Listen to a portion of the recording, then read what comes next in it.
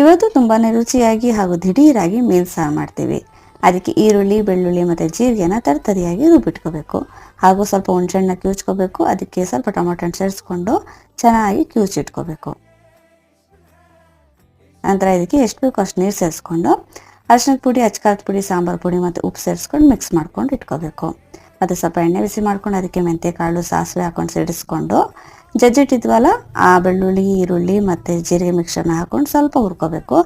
ನಂತರ ಇದಕ್ಕೆ ಇನ್ನೂ ಸ್ವಲ್ಪ ಈರುಳ್ಳಿನ ಸಣ್ಣಗೆ ಹೆಚ್ಕೊಂಡು ಹಾಕೊಂಡು ಚೆನ್ನಾಗಿ ಫ್ರೈ ಮಾಡ್ಕೋಬೇಕು.